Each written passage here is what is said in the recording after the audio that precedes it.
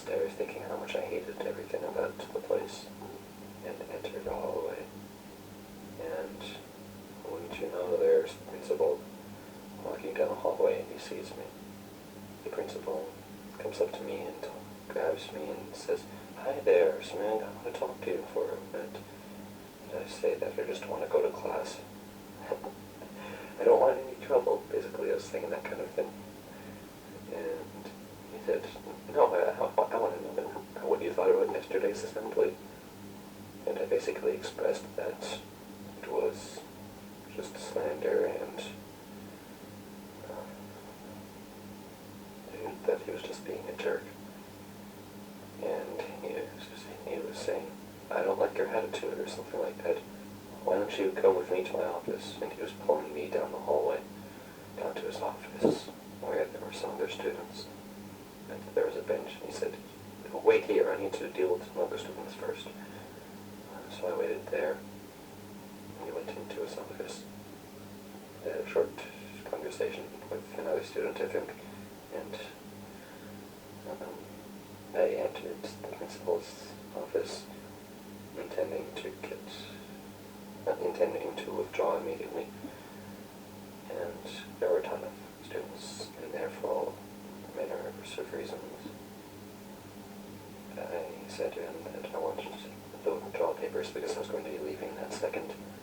And he was mocking me and skirting around the issue. He picked up what I thought was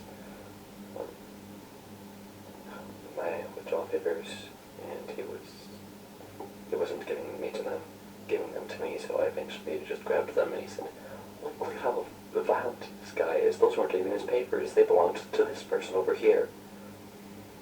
So he grabbed them back and gave them to that person, and continued saying how terrible of a person I am. And then he picked up my actual withdrawal papers, and I couldn't get them from him. I told him how much of a dickhead he was, and I think I kicked him or something, and all the other students were cheering. I grabbed the papers and ran out of the room. It was apparently the end of the school day because there were masses of children trying to leave, and it was difficult trying to get through all of them. So I was going down the stairwell, and I accidentally knocked a hat and a bag away from some female student, and I picked them up and gave them back to her and apologized profusely, saying that I had to leave very quickly. So I got down to the bottom of the stairwell, and all of the students magically disappeared. You know how they do that in dreams.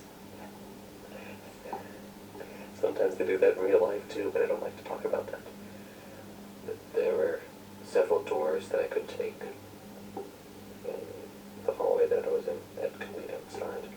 So I tested one door, I opened it, and saw that there were bars across the outside staircase. So I started to worry that I wasn't going to be able to escape. So I started running down the hall, and this is probably one of only, maybe at most 5 times in my life that I've had this happen to me, that I was running in slow motion trying to get out of there. And there were, at the end of the hallway, there was some teacher holding the door that I could leave out of open, trying to mock me. And they were closing it and opening it, and closing it and opening it again. And once it got close enough, they let go of the door to swing shut and subsequently lock, and walked away. But they were unaware that it was the kind of door where it begins to close quickly, and then in the last foot it slows down. So I was able to grab it in the last few seconds and open it and escape from the building.